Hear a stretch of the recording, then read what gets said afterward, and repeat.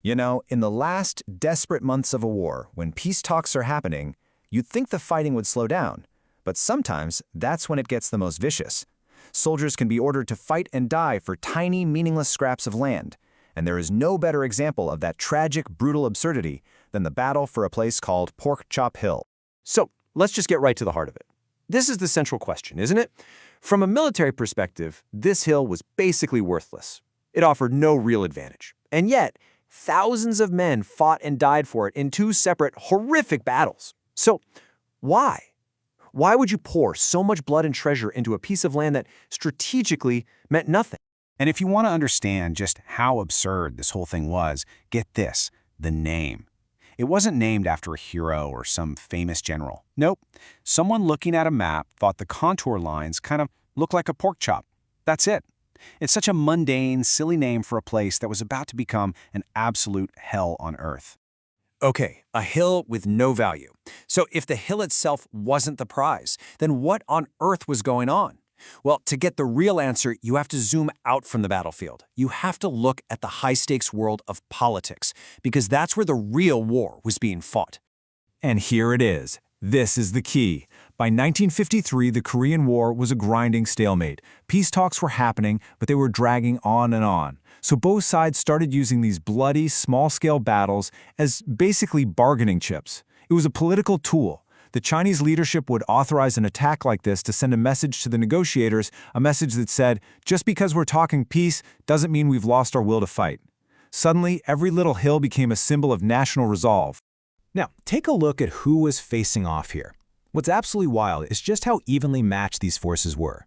You had the U.S. 7th Infantry Division going up against veteran Chinese armies. And look at the numbers. Infantry, artillery, armor, it's all incredibly close. This wasn't going to be a quick victory for anyone. This setup was a recipe for a brutal, grinding, head-to-head slugfest. And that brutal slugfest is exactly what they got in April 1953. The political stage was set, the armies were in position, and the first battle for Pork Chop Hill was about to kick off. Let's break down how it all went down over 48 absolutely insane hours. Man, it was a whirlwind of chaos. It starts with a surprise attack at night, a classic Chinese tactic, and the American defenders are just overwhelmed. The UN throws a counterattack together right away, but it is incredibly costly. The first units in get absolutely chewed up, taking almost 50% casualties just trying to get back to their own trenches. Reinforcements are rushed in under this constant storm of artillery, and for 2 straight days, it's just this desperate seesaw battle, until finally, the UN forces manage to secure the hill. And to give you an idea of the sheer raw intensity of this fight, look at this number, 77,000. That's how many artillery shells the UN fired in just 2 days in that area.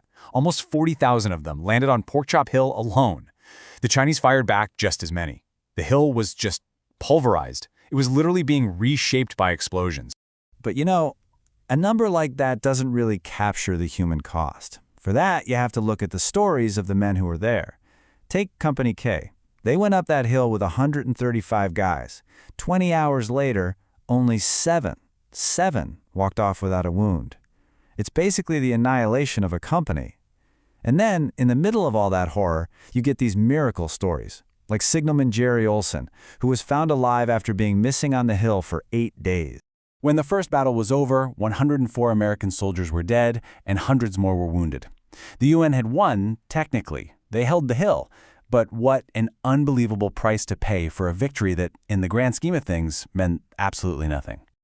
After the April fight, things went quiet for a bit. The defenses were rebuilt, and it really looked like the armistice talks were finally getting somewhere. But Pork Chop Hill's story wasn't done. You guessed it, in July, the whole thing started over again. Only this time, it was bigger, longer, and even deadlier. The second battle started exactly like the first, surprise attack at night. But this time, it just escalated and spiraled out of control. For 5 straight days, both sides just kept feeding more and more men into the meat grinder. The U.S. ended up committing 5 whole battalions to this one tiny hill. But this time, the ending was different. After days of nonstop, exhausting combat, the American command had to make a really, really tough call. And what made everything so much worse this time around was the weather. A relentless monsoon rain just would not stop. It turned the entire hill into this nightmarish soup of mud and blood. It made everything, moving, getting ammo to the front, and especially trying to get the wounded out, an almost impossible task. So, after all that, after 2 horrific battles, what was the final result? Let's tally up the ultimate cost of fighting for this one insignificant little hill. This really puts it all in perspective, doesn't it? The April battle, a 2-day fight that ends in a UN victory. They hold the hill. The July battle, a 5-day ordeal that ends with the UN just abandoning the hill. All the men who died taking and holding it back in April, it was all for nothing just a few months later. And here's the final butcher's bill. For the US and its allies, casualties were over 1,200 men. For the Chinese forces, well, the numbers are all over the place. The UN estimated they inflicted 5,500 casualties. Chinese sources put the number much lower, but it's still a terrible figure of over 1,700.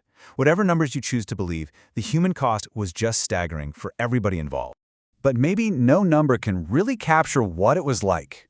Remember Signalman Jerry Olson, the soldier they found alive after he'd been missing for days? This is how he described his time on that hill. Not just a few bad days. He called it a lifetime of hell.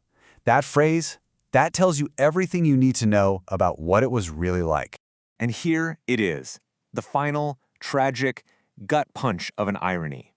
On July 11th, the US and UN forces withdrew from Porkchop Hill.